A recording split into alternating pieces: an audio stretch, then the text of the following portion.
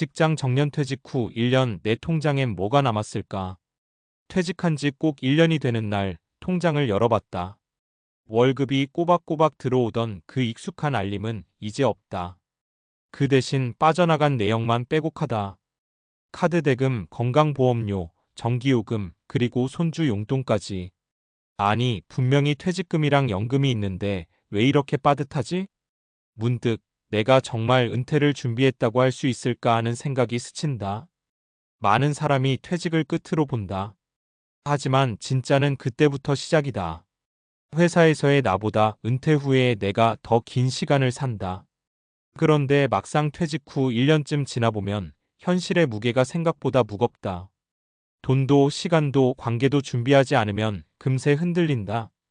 오늘은 실제로 제가 만난 세 분의 이야기를 통해 퇴직 후 1년 통장에 남는 게 무엇인가를 함께 돌아보려 합니다.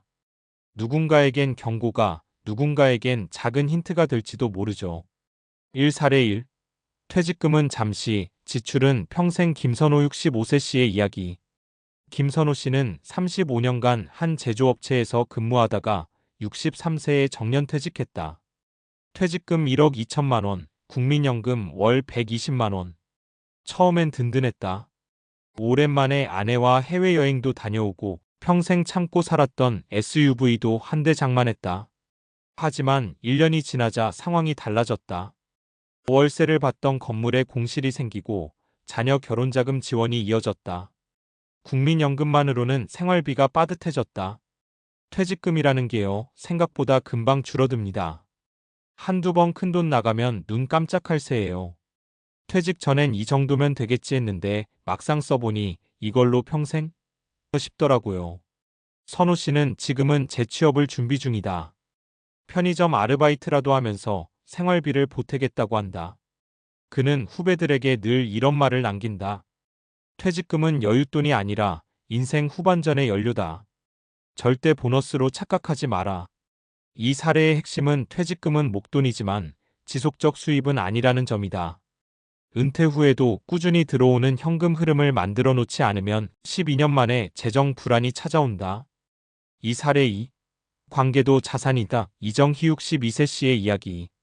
이정희 씨는 교직에서 35년을 보내고 61세에 명예퇴직했다. 그녀는 경제적 준비보다 더 무서운 게 인간관계의 공백이었다고 말한다.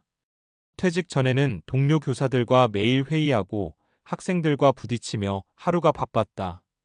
그런데 퇴직 후 갑자기 아무도 나를 찾지 않는 시간이 찾아왔다. 아침에 눈을 떠도 나갈 곳이 없었다. 남편이 아직 현직이라 하루 종일 집에 저 혼자예요. 텔레비전만 보다 보면 마음이 공허해요. 내가 무슨 쓸모 있는 사람인가 싶고요. 그녀는 우연히 주민센터에서 진행하는 시니어 독서 모임을 알게 됐다. 처음엔 그저 시간 때우기였지만 지금은 인생의 활력소가 됐다. 독서 모임에서 알게 된 동년배 친구들과 봉사활동도 나가고 책 리뷰 블로그도 시작했다. 퇴직 후 통장 잔고는 줄었지만 마음의 잔고는 오히려 늘었어요. 사람이 돈만으로 사는 게 아니더라고요. 정희 씨는 이렇게 조언한다. 퇴직 준비는 돈만이 아니라 사람을 미리 준비하는 거예요. 일할 때 맺은 관계가 아닌 내가 진짜 좋아서 이어갈 관계를요. 이 사례는 정서적 사회적 자산의 중요성을 보여준다. 은퇴 후 삶의 만족도는 소득보다 관계의 질에 더 큰 영향을 받는다.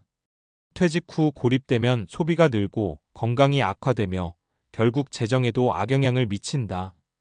결국 관계도 투자다. 3사례 3. 늦었지만 이제야 진짜 나를 위해 쓴다. 박용수 68세 씨의 이야기. 박용수 씨는 공기업을 퇴직한 뒤 3년 동안 우울감에 시달렸다. 그의 표현대로라면 명함이 사라지자 나도 사라진 느낌이었다.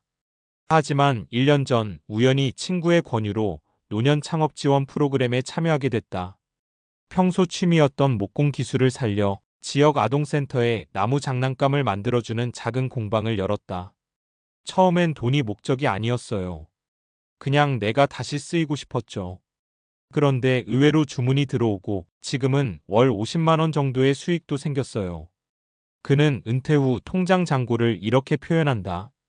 돈은 줄었지만 내 손에서 다시 가치가 생겨요. 이게 진짜 자산 아닐까요? 용수 씨의 이야기는 은퇴 후 일의 의미를 새롭게 정의한 사례다. 꼭 재취업이 아니어도 된다. 내가 즐기며 지속할 수 있는 활동이 있다면 그건 돈보다 큰 삶의 자본이다. 그렇다면 당신의 통장엔 무엇이 남을까? 퇴직 후 1년이 지나고 내 통장에 남는 건 돈만이 아니다. 습관, 관계, 건강, 태도가 남는다. 이 네 가지가 진짜 은퇴 자산이다. 돈 지속 가능한 현금 흐름. 퇴직금은 결국 언젠가 사라진다. 중요한 건 소득원이다. 연금, 임대소득, 소규모 재취업, 온라인 부업 등 내게 맞는 수입 구조를 만들어야 한다. 가장 중요한 건 고정 지출을 얼마나 줄이느냐다.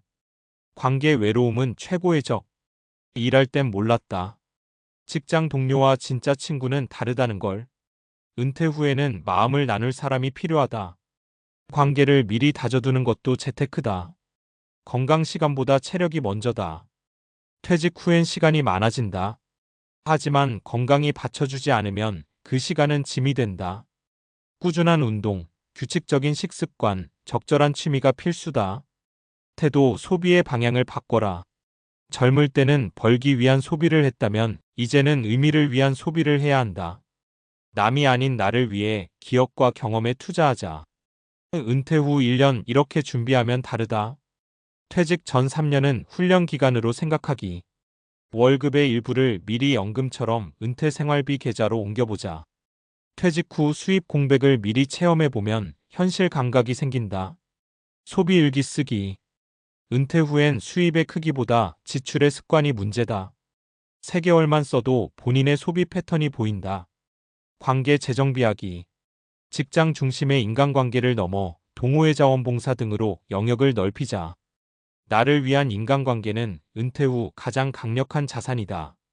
나만의 일거리 찾기. 꼭 돈이 안 돼도 좋다. 손재주, 글쓰기, 텃밭, 반려동물 돌보기 꾸준히 몰입할 수 있는 게 필요하다. 하는 일이 있다는 건 존재의 의미를 유지하는 일이다. 맺으며. 퇴직 후 1년 어떤 사람은 통장을 보고 한숨을 쉬고 어떤 사람은 그 통장을 닫고 미소를 짓는다. 둘의 차이는 준비의 방향에 있다. 돈만 준비한 사람은 돈이 줄면 불안해지고 삶을 준비한 사람은 돈이 줄어도 행복을 잃지 않는다. 우리가 진짜 준비해야 할 것은 숫자가 아니라 태도다. 통장 잔고보다 중요한 건 그 안에 담긴 삶의 방식이다. 그러니 이렇게 물어보자. 퇴직 후 1년 내 통장엔 돈 말고 뭐가 남았을까?